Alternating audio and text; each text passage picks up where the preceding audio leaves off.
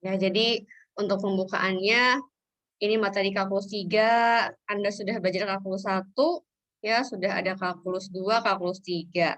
Nah, untuk kalkulus 3 ini mungkin akan lebih banyak menyeret materi di kalkulus 1 dibanding di kalkulus 2. Karena kalau di kalkulus 2 kalian lebih belajar kayak semacam apa namanya, transformasi Laplace gitu ya, deret Fourier. Nah, sedangkan di kalkulus 3 ini, sebetulnya adalah advance-nya dari kalkulus 1.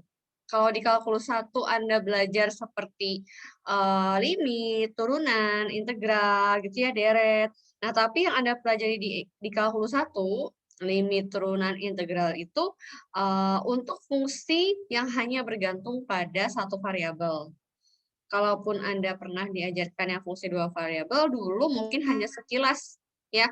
Hanya sekilas sampai ke turunan parsial, ya, tidak lebih dari itu. Nah, sedangkan kalau di kalkulus 3 ini, kita akan bahas semua yang ada di kalkulus 1, tapi fungsinya itu kita, generalisasi ke fungsi yang bergantung pada lebih dari satu variabel.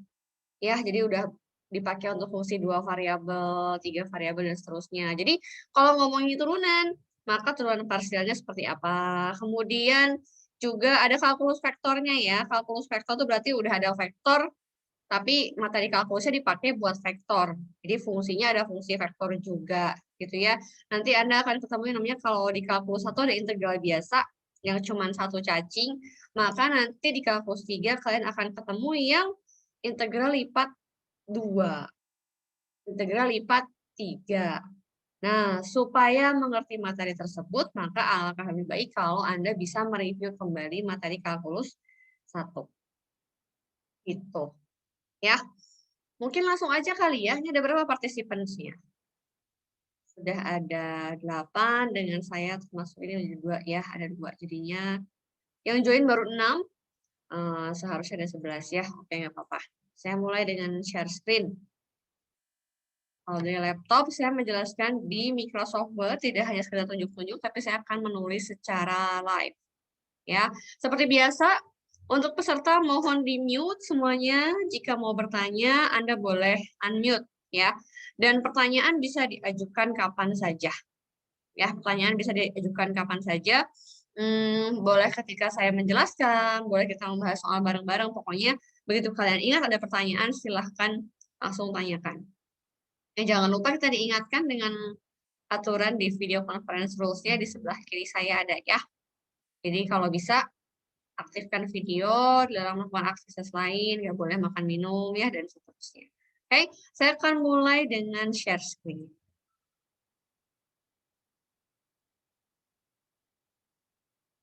Sudah kelihatan belum screen-nya? Sudah kelihatan? Terlihat, Bu.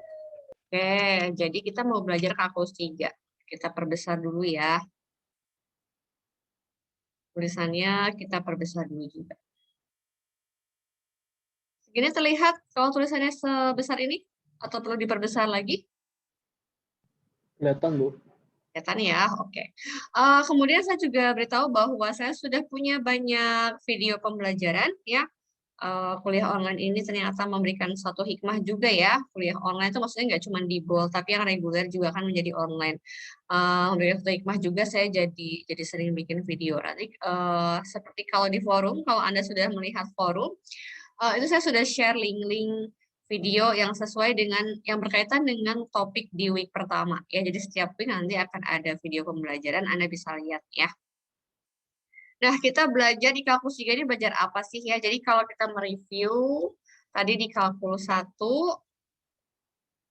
Anda belajar adalah limit gitu ya, turunan dan integral untuk fungsi satu variabel.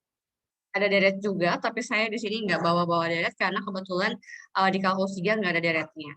Ya, sedangkan untuk di kalkulus 3, semua ini akan dipelajari kembali. Ya, tapi untuk fungsi multivariabel, artinya variabelnya bisa lebih dari satu, bisa 2, 3, 4, dan seterusnya. Ya, nggak cuman ini, ya, Ini boleh saya bilang ini adalah fungsi yang skalar. Kenapa fungsi yang skalar? Jadi fungsinya itu tidak punya arah, ya. Sedangkan di kalkulus 3 ini nanti kita juga akan belajar kalkulus vektor. Kalkulus vektor. Kalau Anda mengenal istilah vektor, vektor itu adalah besaran yang punya besar dan arah, yang punya nilai dan arah. Sedangkan di kalkulus 1, Anda hanya belajar fungsi yang besaran yang skalar, ya, fungsi yang skalar yang tidak punya arah. Sedangkan di kalkulus 3 tidak hanya itu, kita belajar untuk yang vektor juga. Ya. Nah, oleh sebab itu, karena di sini kembali belajar limit, turunan, integral untuk fungsi multivariabel dan juga kalkulus vektor, maka mau nggak mau itu memaksa Anda untuk bisa memahami ini yang kalkulus 1. Kenapa? Karena kalau misalnya Anda nggak paham kalkulus 1, jadi sulit untuk bisa memahami kalkulus 3. Sama halnya begini, Anda belajar tambah kurang kali bagi di SD. Ya, kalau di SD Anda belajar pertama kali tambah-tambahan itu misalnya kalau ambil barang gitu ya, atau perkalian pembagian itu ambil barang. Kalau pembagian misalnya dikasih ada berapa balok, misalnya 15 balok, terus Anda diambilkan piring 3 buah, coba sharing equally, coba dibagi sama rata ke dalam 3 piring, 15 balok tersebut. Anda bagi-bagi baloknya. Itu ya kalau pelajaran kelas 2 SD dan seterusnya. Karena memang Anda belajar konsep pembagian itu seperti itu, misal. Ya, lalu makin advance lagi, sudah tidak pakai balok misalnya, karena pembagiannya udah sampai ratusan, nggak mungkin kita menyediakan balok sampai ratusan dan seterusnya. Nah, itu kalau di SD, belajar tambah kurang kali bagi, itu adalah sebagai suatu konsep. Ya, konsep itu apa sih perkalian? Bagi itu apa sih? Tapi sudah sampai ke SMP, Anda sudah nggak diajarkan lagi mengenai bagaimana konsep kali dan bagi. Karena dianggapnya Anda sudah lihai, sudah paham, sudah tahu bagaimana cara memakai dan apa konsep dari perkalian dan pembagian. Tapi di SMP bahkan sampai sekarang konsep jumlah, kurang, kali dan bagi itu dipakai terus kan. Kalau di SD Anda belajarnya konsep, kalau di SMP, SMA, dan kuliah, maka tambah kurang kali bagi sudah bukan konsep, melainkan sudah menjadi tools. Tools itu alat yang dipakai untuk bisa menyelesaikan materi di SMP, SMA, kuliah. Nah, sama. Materi limit, turunan, integral untuk fungsi satu variabel di kalkulus, itu Anda diajarkan konsepnya. Apa itu limit, apa itu turunan, apa itu integral. Tapi kalau sudah sampai di kalkulus 3, maka limit turunan integral yang basic itu sudah bukan lagi menjadi konsep, tapi sudah menjadi tools yang dipakai di kalkulus 3. Sebagai contoh, nanti di kalkulus 3 Anda belajar integral untuk fungsi multivariabel. Integralnya lipat 2 nih. Cacingnya ada 2. Kalau integralnya cacingnya ada 2, maka teknik untuk menyelesaikannya seperti apa? Anda harus paham integral lipat satunya. Jadi mau nggak mau harus kembali ingat integral X kuadrat apa, atau metode-metode integral yang digunakan seperti integral parsial seperti apa, partial fraction, substitusi, dan sebagainya. Itu semua harus diulang kembali. Gitu. Nah, kemudian kita juga akan belajar kalkulus vektor. Kalkulus vektor itu berarti fungsinya fungsi vektor dan Anda belajar semua juga, turunan dan seterusnya. Ya. Sedangkan untuk sesi pertama ini, saya biasanya akan mulai dengan vektor. Gitu. Ya, ini adalah alat kita nih untuk belajar pertama kali di kalkulus 3 adalah vektor. Apa yang Anda ingat tentang vektor? Apa yang Anda ingat tentang vektor? Ada yang tahu? Vektor itu apa ya? Siapa yang masih ingat? Boleh di-unmute. Siapa yang mau jawab? Vektor itu apa? Apa ya vektor? Ada yang tahu vektor itu apa? Nih kayaknya mau jawab nih, cuman malu-malu. Siapa nih? Fatur Rahman. Mulutnya udah mulai buka-buka. Mau coba jawab? Apa itu vektor? Vektor adalah besaran yang punya. Nah, itu mau jawab tuh. Kenapa? Siapa barusan yang mau jawab? Gak inget, Bu. Oh, nggak ingat. Kalian mau bilang langsung ingat gitu. Jadi vektor itu adalah besaran yang punya Besaran yang memiliki arah besaran yang besar. memiliki arah, betul. Besaran yang memiliki arah. Gitu ya. Jadi ada arahnya kalau vektor itu. Ya, kalau saya misalnya mengendarai mobil dengan kecepatan 10 km per jam. Yang ada di speedometer 10 km per jam itu bukan vektor. Ya, dia sudah merupakan besaran apa namanya skalar. Ya, pokoknya dia nggak mau tahu apakah saya maju atau mundur, apakah saya belok kiri atau kanan, itu adalah speedometer. Ya, itu adalah besaran skalar. Kalau misalnya vektor, itu banyak contoh ya. Banyak contoh dia misalnya medan gradien dan seterusnya. Yuk coba kita lihat dulu. Misalkan slide-nya sudah ada di Binus Maya, tinggal dibaca aja ya. Saya tidak mengajar dari slide karena rasanya kurang greget kalau ngajar dari slide, ya cuma tunjuk-tunjuk aja, kalau buat matematika tuh kurang. Ya mungkin beda halnya dengan pelajaran yang bukan eksak gitu ya, mungkin bisa dari slide tunjuk-tunjuk dan banyak ngomong gitu ya. Tapi kalau matematika kayaknya kurang pas kalau dari slide ya, kurang gimana gitu. Oke. Nah, pertama saya akan tuliskan dengan notasi. Saya akan ajarkan mengenai masalah notasi. Ya, notasi dari vektor. Ya, notasi dari vektor itu bisa banyak cara penulisannya ya. Boleh, misalnya saya punya vektor A, itu boleh tulis A-nya di bold. Nah, boleh A-nya di bold. Atau bisa juga pakai apa namanya, tanda ya, pakai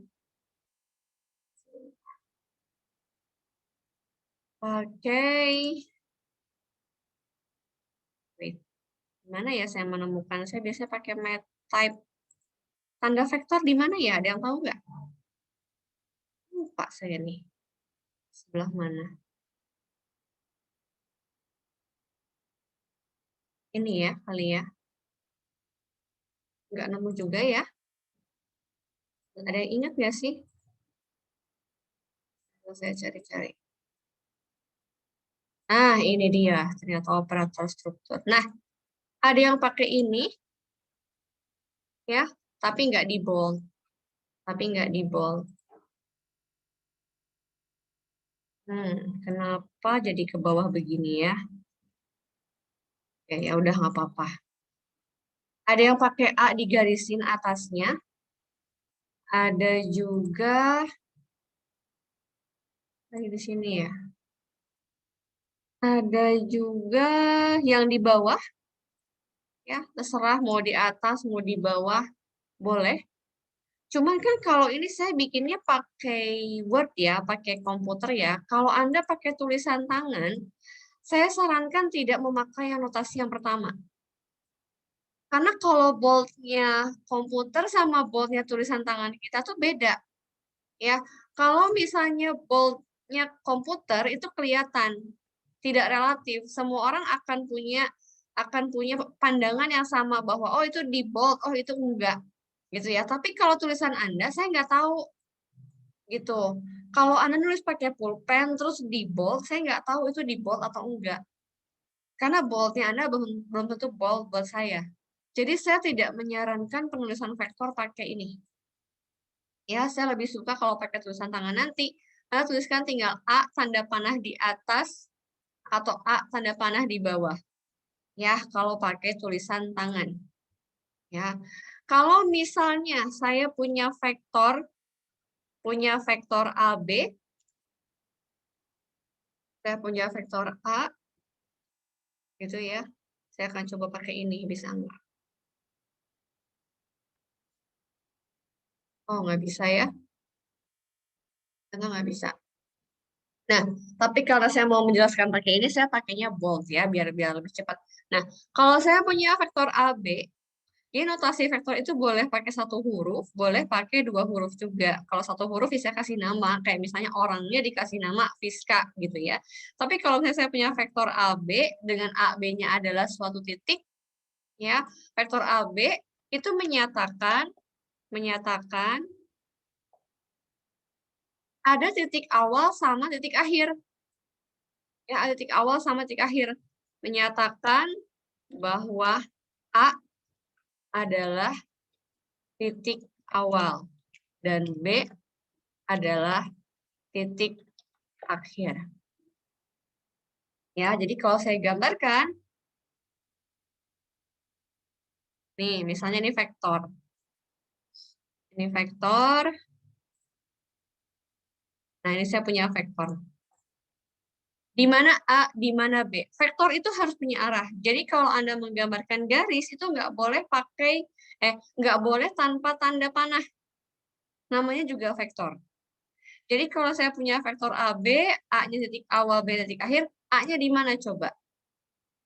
Ada yang tahu A-nya di mana? Di bawah, Bu. Di bawah. Betul sekali. A-nya harus di bawah. Jangan sampai kalian simpen A-nya di atas. Saya kembali. Mana sih? Nah, ini A. Ya, B-nya ada di atas. Itu B-nya ada di atas. Ada di sini. Jadi bukan sebaliknya. Ya, nggak boleh salah.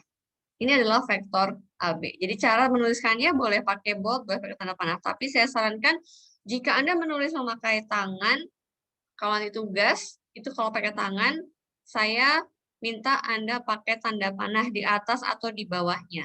Jangan pakai bold. Ya, boldnya tulisan tangan beda dengan bold dari Word. Ini adalah vektor AB. Ya. Kemudian cara menyatakannya. Cara menyatakan vektor itu ada banyak, ya. Misalnya diketahui vektor AB. Vektor AB sama dengan, nah, vektor yang mau kita bahas itu macam-macam, banyak, nggak cuma vektor yang bergantung atas dua buah komponen, bisa 3 dimensi, 4 dimensi, dan seterusnya. Walaupun memang secara interpretasi geometris kita hanya bisa menggambarkan vektor maksimum sampai 3 dimensi. Kalau pakai bantuan tangan mungkin cuma sampai 2 dimensi, tapi kalau pakai komputer bisa 3 dimensi. Tapi seandainya ada vektor yang terdiri atas 4 komponen, ya secara analogi sama saja dengan yang vektornya 2 komponen dan 3 komponen. Hanya masalahnya kan kita belum bisa mendefinisikan ruang 4 dimensi. Walaupun di Google sudah banyak yang 4 dimensi itu. Tapi 4 dimensinya kan sulit ya, karena kan dia bergerak. Ya, ruang 4 dimensi itu. Nah, cara menuliskannya ada banyak. Misalnya komponen AB-nya itu adalah, pertama ada komponen X-nya, saya beri nama misalnya X, Y, Z. Ini kalau saya punya vektor 3 dimensi. Vektor yang terdiri atas 3 komponen. Komponen pertama adalah X, komponen kedua adalah Y, komponen ketiga adalah Z. Kalau misalnya dia 2 dimensi, kalau misalnya AB-nya 2 dimensi, cuman X, Y aja, X-nya itu yang mana? Ini adalah X. Saya mau ngapain? Oh, sorry. Insert, shape. Kemudian ini adalah X. Diukur panjang X-nya berapa, misalnya. Ya, jadi ini yang warna merah adalah X-nya. Gitu. Kemudian yang warna biru. Saya tambahkan lagi shape-nya di sini. Nah, membentuk segitiga siku-siku kan ya. Ini saya kasih warna hijau. Gitu.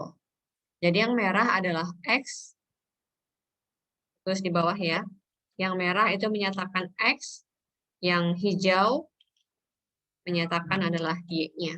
Jadi komponen X dan komponen Y.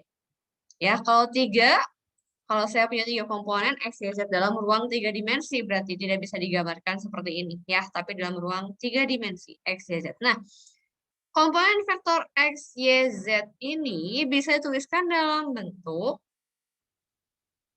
XI tambah YJ tambah ZK. Ya, gitu. I menyatakan komponen di sumbu X. yang sejajar dengan sumbu X. J menyatakan komponen Y dan K menyatakan komponen dari Z. Ya, gitu. Oke. Ada lagi cara menuliskannya selain ini. Seperti apa? Ada yang juga nulisnya pakai kolom. Ya, pakai gini nih. Kayak matriks kolom. Left, right.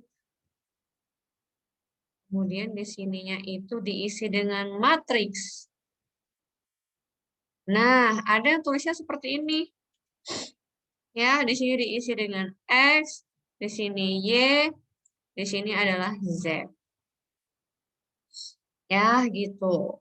Nah, kalau vektor ini kan di sini isinya X-nya itu berupa angka semua ya. X, Y, Z-nya berupa angka semua. Ya.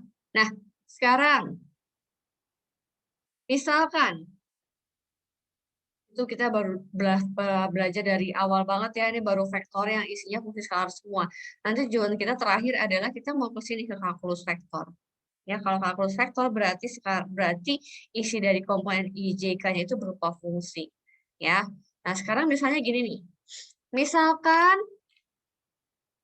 titik awal A, misalkan titik A gitu deh ya. Titik A adalah saya punyanya titik A itu sama dengan adalah, kalian lebih suka yang mana? Pakai IJK atau pakai X, Y, Z? Itu bebas-bebas aja ya. Saya punya misalnya adalah X. Saya mau pakai yang gini aja. X, 0. Gitu ya. Kemudian Y, 0. Kemudian Z, 0. Ini misalnya adalah A. Ya, misalkan diketahui titik A adalah ini. Dan B sama dengan, saya kasihnya X1, X1 gitu ya. Oh, pakai kurung, lupa. X1,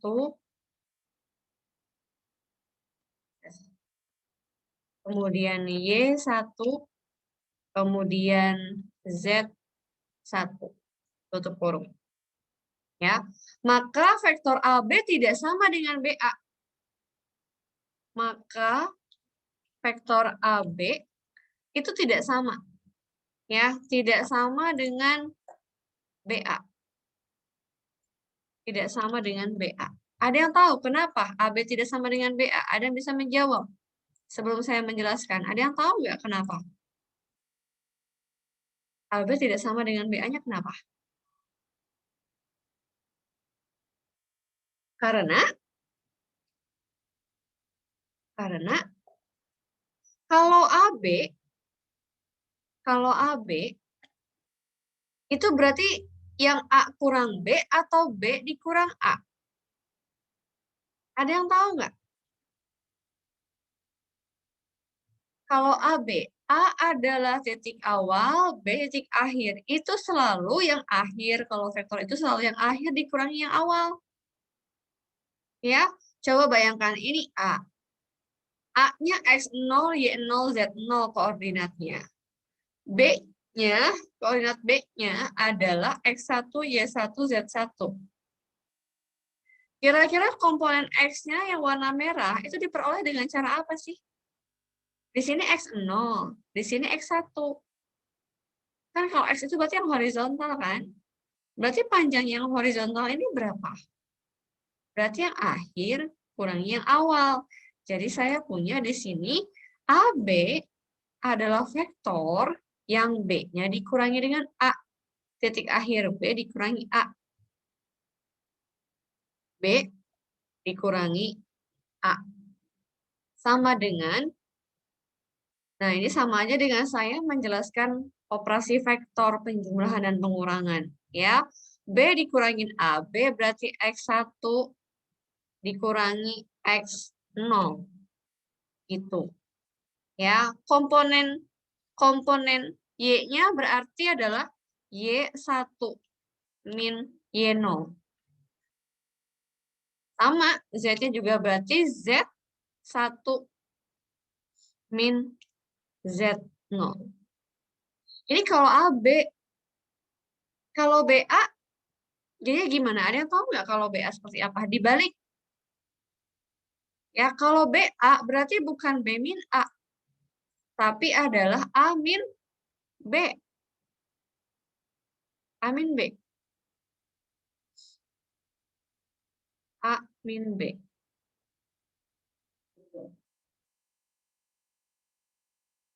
Ya, A min B. Kalau gitu, hasilnya jadi gimana? Sama nggak AB dengan BA? Beda. Apa bedanya? Tandanya akan berbeda. Ya, akan kebalikannya. Negatifnya dari hasil ini semua. Jadi kalau semula adalah X1 min X0, Y1 min Y0, Z1 min Z0, maka kalau sekarang akan berubah menjadi X0 min X1, Y0 min Y1, Z0 min Z1, dan seterusnya. Itu dia vektor. Ya, kalau vektornya berasal dari 2 buah titik. Saya nggak ngomongin 2 buah vektor, saya cuma ngomongin 1 buah vektor saja. 1 buah vektor, saya mau mencoba untuk menjelaskan mulai dari titik awal, start point, sama end point, sama titik akhir. Saya belum ngomongin 2 buah vektor. Setelah ini baru kita akan bahas operasi apa aja sih yang ada di vektor. Gitu. Ya, coba kita lihat nih.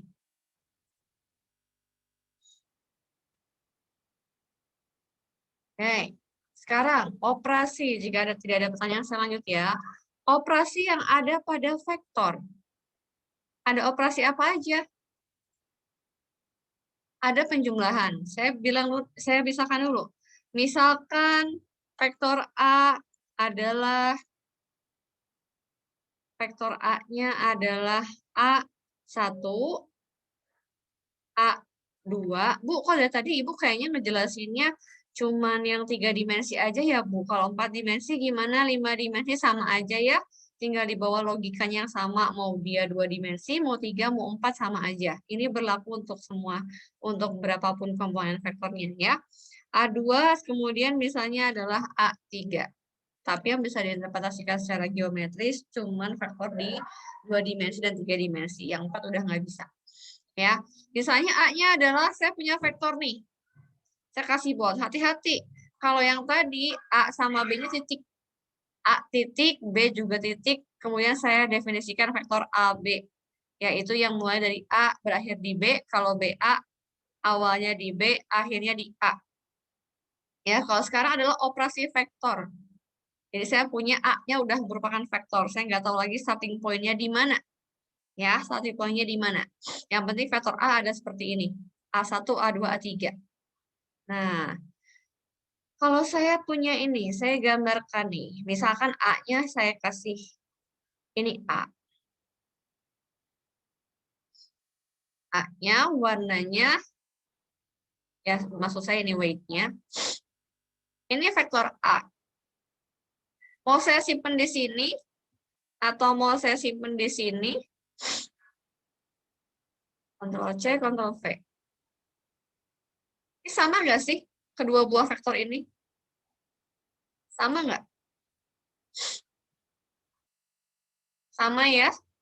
Karena kemiringannya sama. Karena kan vektor itu dia sebetulnya menyatakan kemiringan. Iya kan? Jadi komponen X, komponen Y, dan komponen Z-nya sama. Selama komponen X, komponen Y, komponen Z-nya sama, maka ini yang warna biru sama yang warna merah, merah, mana merah? Orang saya belum ganti. Nah, yang biru sama yang merah itu adalah vektor yang sama. Ya, kalau ini yang merah saya panjangin. Yang biru sama yang merah vektor yang sama nggak? Sama nggak vektornya? Enggak, Bu. Enggak. Ya, karena arahnya sama, tapi besarnya beda. Yang satu lebih panjang. Ya, tapi kalau kayak tadi, ini adalah sama-sama vektor A. Walaupun tempatnya yang satu birunya di sini, yang satu birunya di bawah sini. Tapi dia ngomongin masalah vektor yang sama. Satu buah vektor yang sama. Ya, jadi suatu vektor itu dikatakan sama kalau dia punya komponen X, Y, Z-nya sama.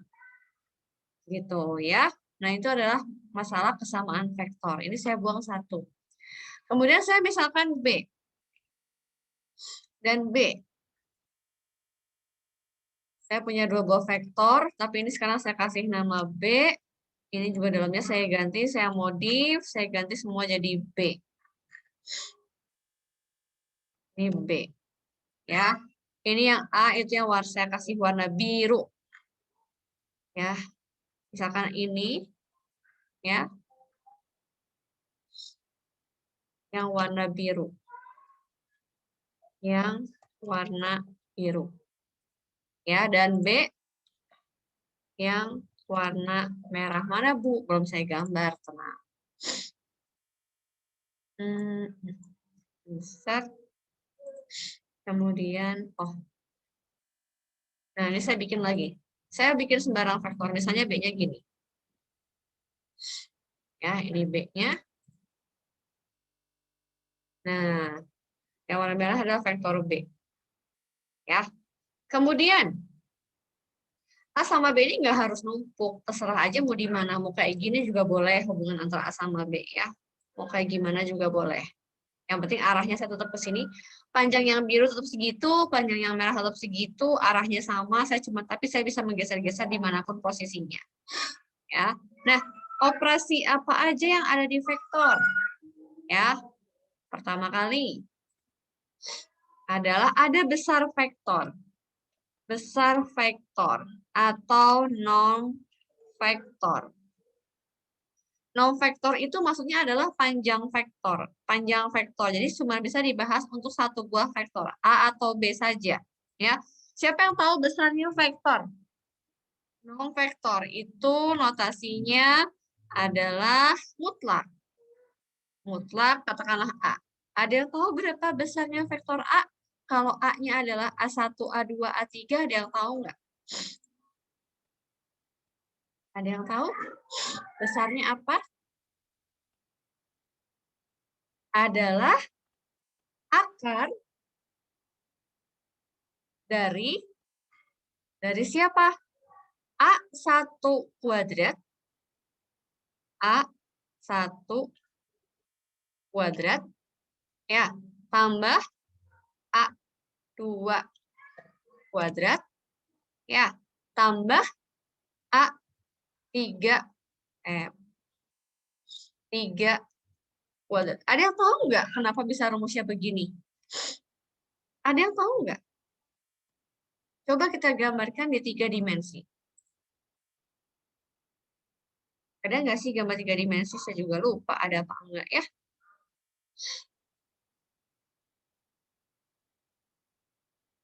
Oke.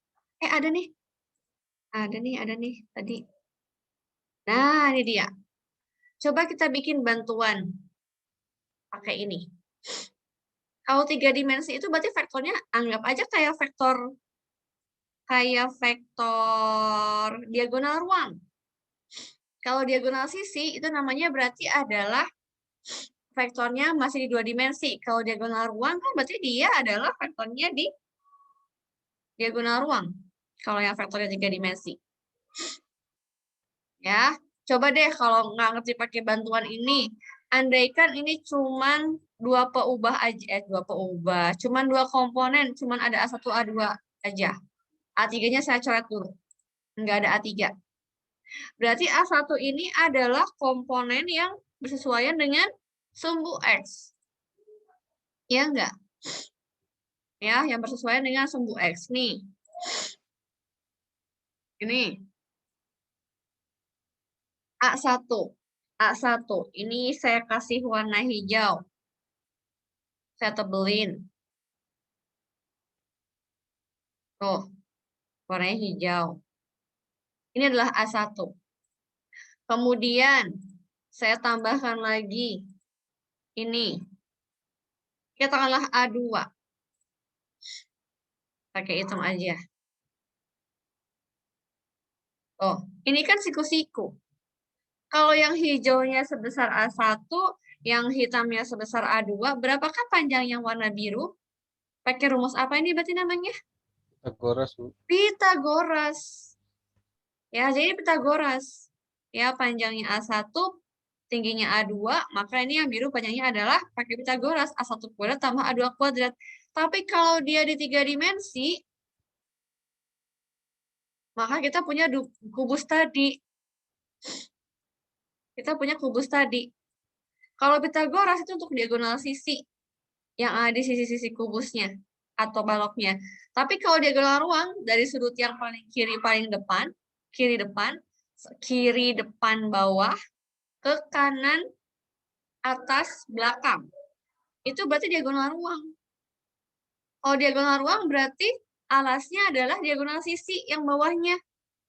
Ya, diagonal sisi yang bawahnya tingginya adalah sisi itu sendiri. Makanya kenapa jadi akarnya Pitagorasnya begini. Yang ini adalah diagonal sisi, dihitung pakai tadi. Ya, dihitung. Mana yang tadi garisnya kok hilang?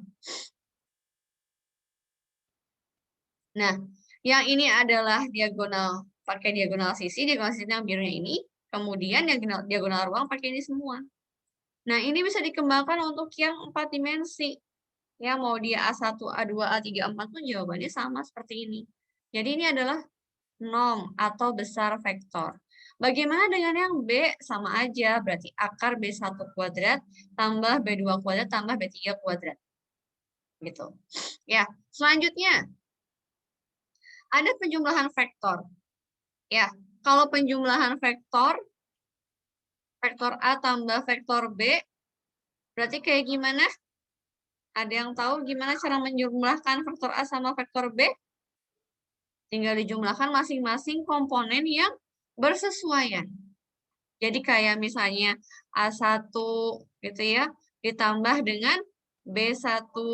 Ini adalah untuk komponen X-nya, komponen I-nya. Hati-hati ya, kalau saya nanti soalnya ngasih dalam komponen I, ada tugas dalam bentuk IJ kan nggak masalah ya. Karena tadi kan cara menuliskan vektor ada banyak. A1, B1, kemudian A2 berarti plus B2, kemudian ada C. C3, oh C, dari mana C lagi ya? A3 plus B3. Udah, tutup. Kalau kurang gimana, Bu? Kalau A minus B gitu. Sama aja. Ya, kalau pengurangan berarti nih tinggal diganti minus. Maka nih lambangnya saya ganti aja jadi plus minus. Maksudnya adalah kalau plus berarti jadi plus semua, kalau minus sih sama juga plus minus juga. Ya, kalau misalnya minus, jadinya minus juga. Equation. Kita ganti dengan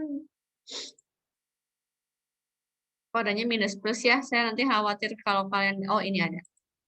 Nah, ini tinggal diganti. Tuh. Yang plus dengan plus, yang minus dengan minus. Ya, oke. Ada apa lagi? Nanti saya break maghrib dulu ya. Pada saat break maghrib saya akan post videonya. Nah, ini untuk tambah dan kurang. Kira-kira ada operasi apa lagi ya kalau di vektor? Ada yang tahu nggak? Ada yang tahu nggak? Kali panas banget ya laptopnya. Bentar. Perkalian, Bu. Berapa? Perkalian. Oke, tapi saya tanya nih, kira-kira kalau perkalian itu karena biasanya memang kalau misalnya kita punya nilai atau punya suatu fungsi ya ada tambah, ada kurang, otomatis ada kali, ada bagi. Sayangnya kalau di vektor ini nggak ada pembagian ya, yang ada perkalian. Nah, tapi perkalian jangan hati-hati. Kalau misalnya A dikali dengan B, itu bukan berarti A1 kali B1, A2, B2, A3, B3. Hati-hati ya. Nah, saya mau jelaskan nih. Perkalian vektor, kenapa ya refleksnya? Perkalian vektor itu ada dua kalau di vektor. Ada yang namanya dot product. Ada yang namanya cross product. Itu beda. Beda banget dot product sama cross product. Ya, jadi nggak ada tuh yang namanya A dikali B tuh nggak ada. Kalau saya punya vektor A, saya punya vektor B, nggak ada yang namanya A dikali B. Tapi namanya memang perkalian, memang produk. Yaitu perkalian dot sama perkalian cross dot product dan cross product. Nah, Kayak gimana sih perkaliannya? Dot product adalah perkalian dua buah vektor, gitu ya. Perkalian dua buah vektor yang menghasilkan skalar. Nah, kenapa bisa menghasilkan skalar?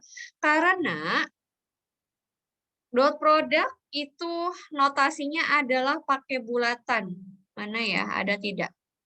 Dot operator nih, operatornya nggak ada. Oh, tadi harusnya kalau pakai panah-panah ternyata bisa pakai aksen ini ya. Aksen ini, oh ya ini lebih tepat nih kalau pakai vector keyword daripada pakai operator. Saya lagi cari tanda dot. Tanda dot ada di mana? Kayak gini sih, tapi bulat harusnya. Ya, tapi harusnya bulat. Ini mungkin, nah udah ini aja ya, nggak apa-apa ya, kecil ya. Jadi dot itu ada bulatan, bulatan dot. Makanya kenapa namanya dot. Dot itu kan bahasa Inggris dari titik ya. Dot itu A, dot B. Itu definisinya adalah kalau tadi kita punya penjumlahan masing-masing komponen dijumlahkan, kalau kurang masing-masing komponen dijumlahkan yang bersesuaian ya. Kalau dot product, kenapa dibilang menghasilkan sesuatu yang skalar? Karena masing-masing komponen dikaliin. Tapi nanti hasilnya itu dijumlahin untuk setiap komponen, yaitu A1, A1, B1 ditambah dengan A2, B2 ditambah dengan A3, B3. B3. Gitu. Kok bisa tahu skalar? Ada yang bisa tahu kenapa saya bilang ini skalar? Coba lihat, bedakan hasilnya dengan ini. Apa yang membedakan? Kalau ini hasilnya vektor. Kalau ini hasilnya skalar. Ada yang tahu nggak kenapa? Ada yang tahu kenapa?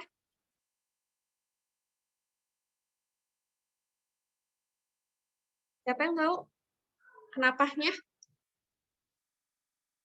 Tadi kalau skalar katanya tidak punya arah, kalau vektor punya arah. Sekarang saya mau tanya, kenapa ini dikatakan kalau saya punya operasi jumlah dan minus, sesama vektor, hasilnya vektor juga. Kalau dot product, itu hasilnya skalar. Kalau melihat dari yang sedang saya blok, kenapa saya bisa tahu bahwa itu skalar? Karena apa? Coba lihat deh. Saya menuliskannya dalam bentuk vektor enggak? Ada koma-komanya enggak? Ada IJK-nya tidak? Ada, Bu.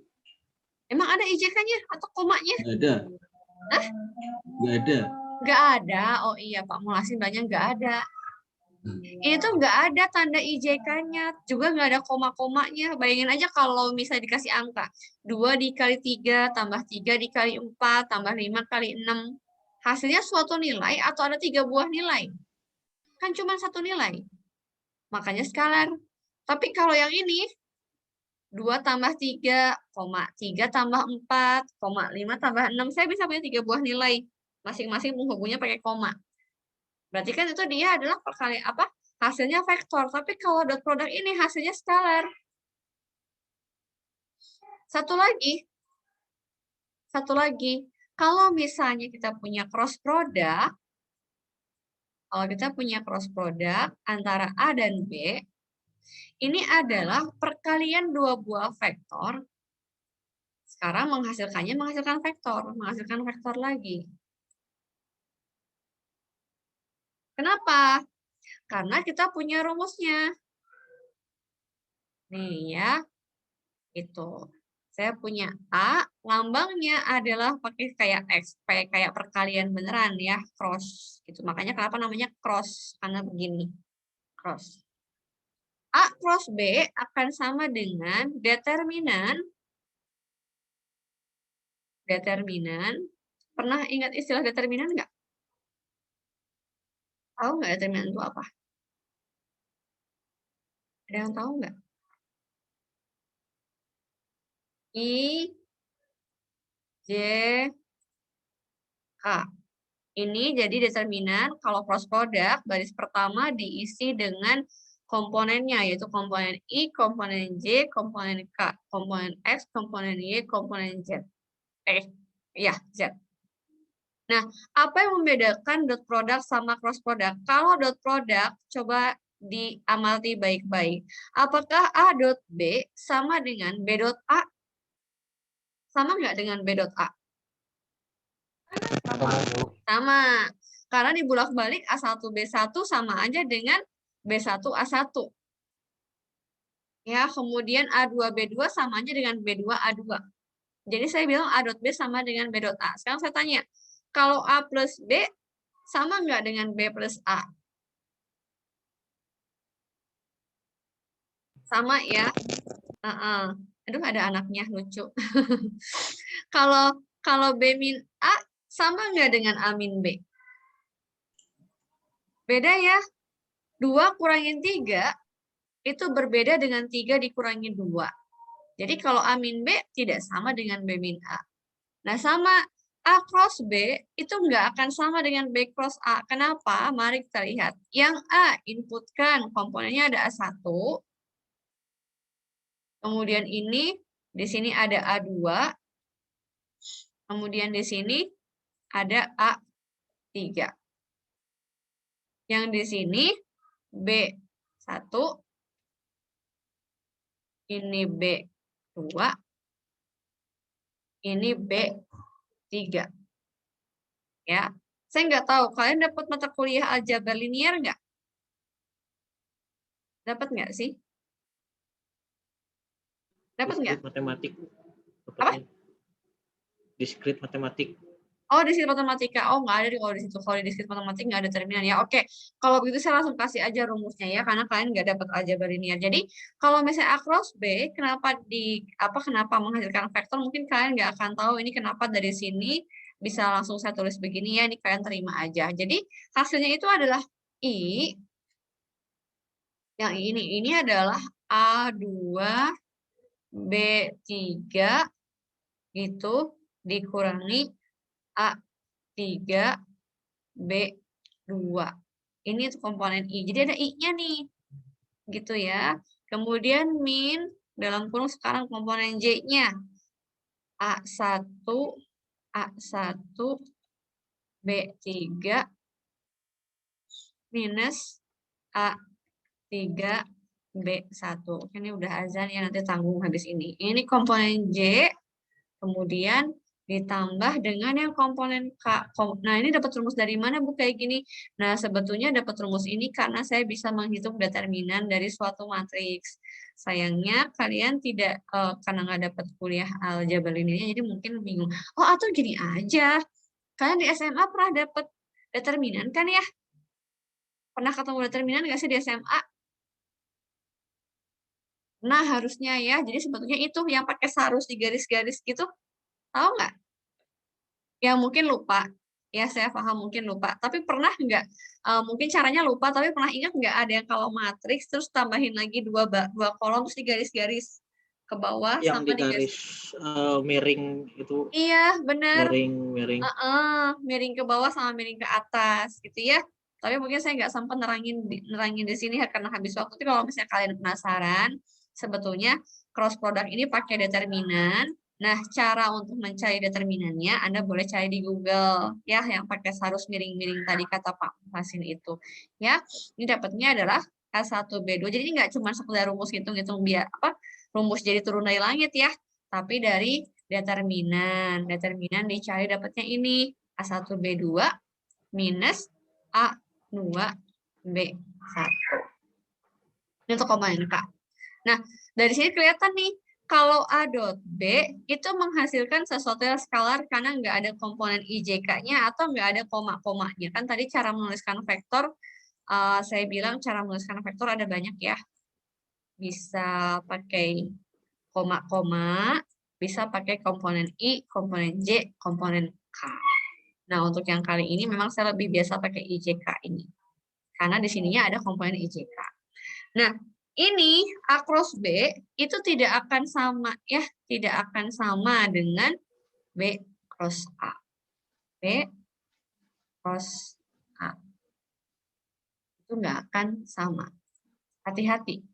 Ya, jadi makanya kenapa ini cross product menghasilkan sesuatu yang vektor. Mungkin kalau kalian ingat aturan tangan kanan, ya, jadi kalau misalnya kayak di fisika, apa sih? Nah, gini ya, gini. Ini dikali ini, telunjuk dikroskan dengan jari tengah, hasilnya ke atas, ke jempol. Tapi kalau misalnya tengah, saya tunjuk jadinya ke bawah. Jadi arahnya beda. Antara A cross B dengan B cross A itu dipakai di fisika. Tuh, di fisika itu ada. Ya, A cross B tidak sama dengan B cross A. Mungkin besaran ininya sama dengan ini, tapi arahnya beda. Kalau arahnya beda, berarti komponen I-nya itu cuma beda tanda plus minus. Komponen J dan komponen K-nya juga beda tanda plus minusnya. Tapi angkanya itu sama. Gitu. Ada pertanyaan dulu? Masih aman? Masih aman ya? Oke.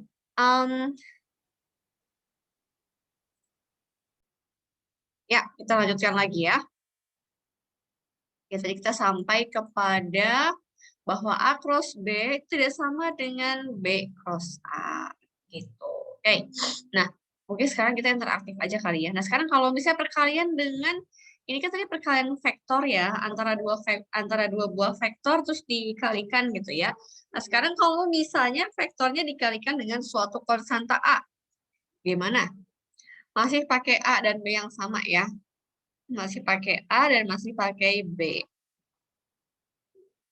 Misalkan K adalah suatu konstanta, yaitu suatu bilangan nil ya. Maka kalau saya punya K dikalikan vektor A, ini nanti saya perbaiki. Ini kan karena saya ngomong pakai bahasa tulis, karena saya bicara pakai bahasa lisan dan tulisan. Jadi sebetulnya yang saya tulis semua ini harusnya pakai bold ya. Ini juga A cross B harusnya pakai bold. Saya anggap kalian sudah paham ya. Pokoknya kalau nulisin vektor harus pakai tanda panah atau pakai bold. Kalau K dikali A dengan A-nya masih sama, yaitu A1, B1, A1, A2, A3, maka kalau konstanta dikalikan ke A, ada yang tahu nggak hasilnya gimana? Ada yang tahu nggak? Akan menjadi seperti apa? Jadi kayak apa nih? Setiap komponen harus dikalikan dengan K. Konstantanya. Dikalikan dengan konstantanya. Ini K juga. Ini K juga. Ini tutup. Nah, sekarang saya mau coba untuk mengcombine atau menggabung-gabungkan. Tadi kita sudah punya norm ya. Norm A itu adalah A1 kuadrat plus A2 kuadrat plus A3 kuadrat. Sekarang saya pengen tahu nih, dengan A-nya yang sama, A-nya A1, A2, A3, B-nya B1, B2, B3, kira-kira nih, kalau saya tanyakan misalnya adalah norm dari B min A. Ada yang tahu nggak jadinya kayak gimana? Kalau nom atau besar vektor, tapi harus hitung dulu B min A-nya berapa. Nah, sekarang berarti nomnya jadi berapa ya? Nomnya jadi kayak gimana? Yang saya punya adalah, berarti kalian hitung dulu B min A-nya, baru dinomkan. Jadi saya masih tulis tanda nomnya, sedangkan B min A-nya tadi hasilnya adalah B1 minus gitu ya. B1 minus A1 gitu ya, koma B2 minus A2 gitu ya. Minus A2. Kemudian B3 minus A3. Kan begitu tadi ya. Tapi ini kita baru menghitung vektor B minus A-nya. Sedangkan yang saya tanyakan normnya. Jadi kira-kira gimana? Tinggal tambahkan akar dari, nih ya, akar dari siapa? Oh, pantesan nggak muncul ya, SQRT kelebihan. Akar dari siapa? Akar dari ini, ya kan? Akar dari ini dikuadratin,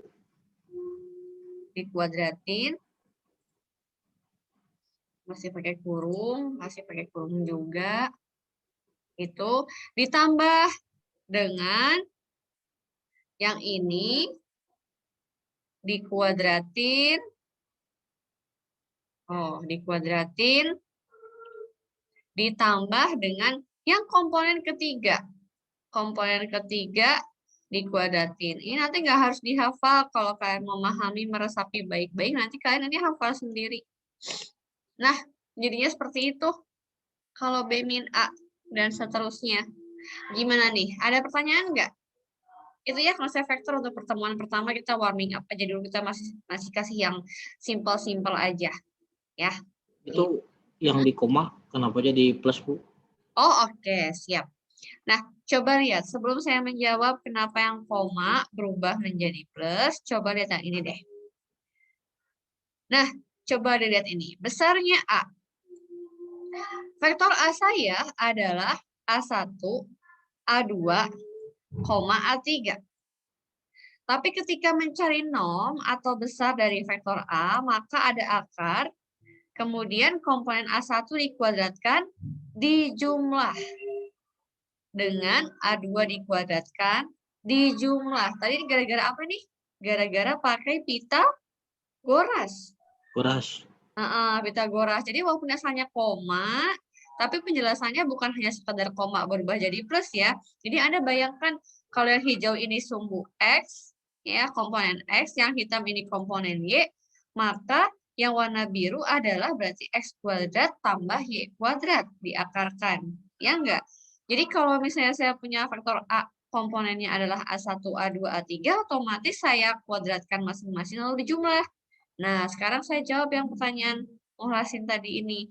Ini B1 min A1, B2 min A2. Sedangkan rumus normnya itu adalah masing-masing komponen dikuadratin.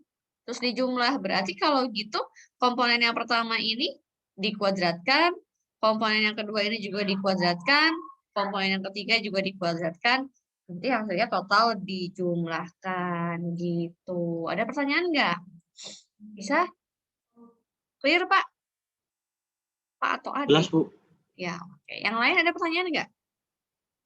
Silakan jika ada pertanyaan. Buat warming up, mungkin kita latihan-latihan kali ya. Coba deh, saya ambil dari buku. Berarti Kenapa? Konsepnya, Bu, untuk itu tuh berdasarkan Pitagorasnya gitu, Bu. Iya, betul. Jadi coba bayangkan nih. Ini kalau 2 dimensi ya. Kalau 2 dimensi, ini yang hijaunya A1. Yang hitamnya adalah A2. Gitu. Kalau misalnya ini A1, ininya A2, maka lebar yang biru adalah A1 kuadrat A3. tambah A2 kuadrat. Iya enggak? Itu kalau cuma 2 dimensi. Kalau 3 dimensi, kita gambarkan yang biru ini dalam kubus atau balok misalnya. Jadi kan otomatis kalau Anda ingat diagonal ruangnya dari balok itu adalah panjang kuadrat tambah lebar kuadrat tambah tinggi kuadrat diakarkan. Gitu kan ya? Gitu. Bisa ya? Oke. Kita latihan yuk. Kalau nggak ada pertanyaan. Mana ya? Vektor. Nah, ini vektor. Ada yang mau tanya dulu nggak? Coba kita latihan-latihan ya. Daripada nggak ada yang nanya. Kita latihan nih. Oke.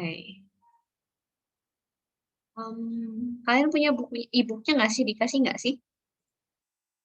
Dapat nggak? Saya download sendiri, Bu.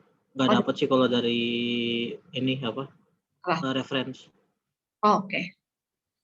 Nah, coba nih. Kita kerjain latihan nih.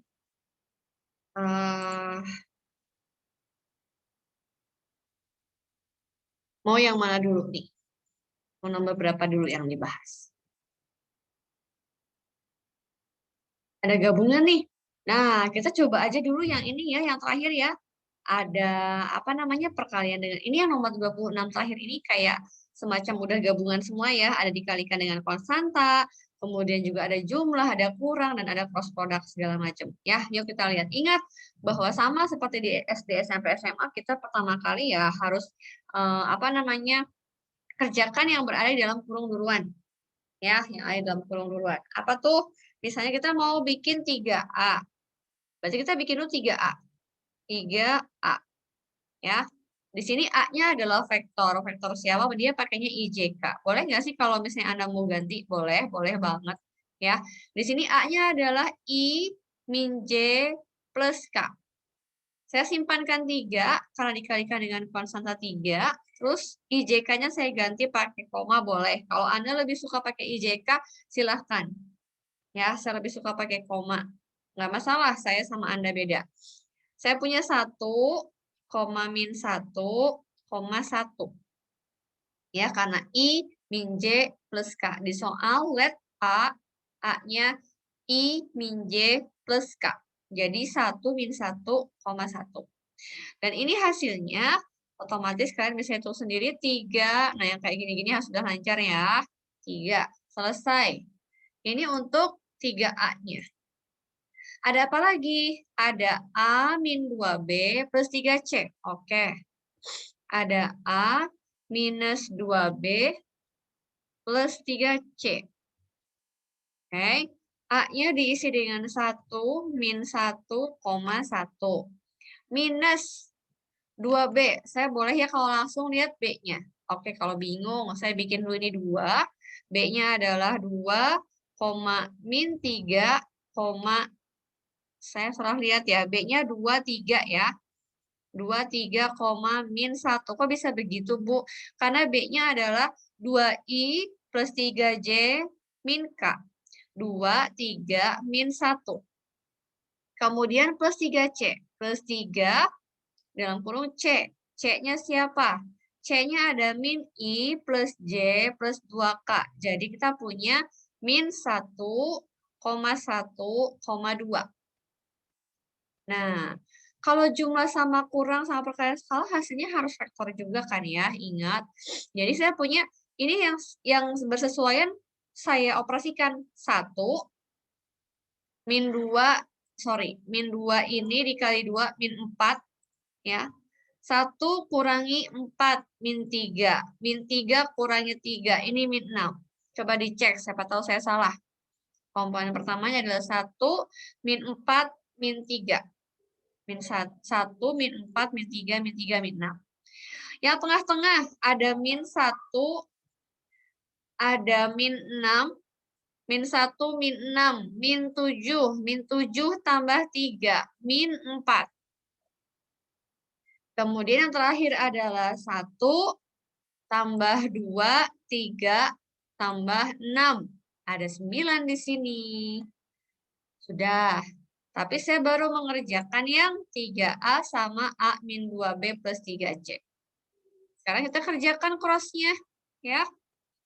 Kita kerjakan cross-nya. 3A di-cross-kan dengan A min 2B plus 3C. Nanti kalau menulis lengkapnya, ingat jangan lupa A, B, C, tuliskan tanda vektornya. Ya. Nih, A. Semuanya pakai tanda vektor. Ya, kalau di saya, karena saya di komputer, saya pakai bold semua. Oh, ya. Ini akan sama dengan determinan yang tadi ya. Determinan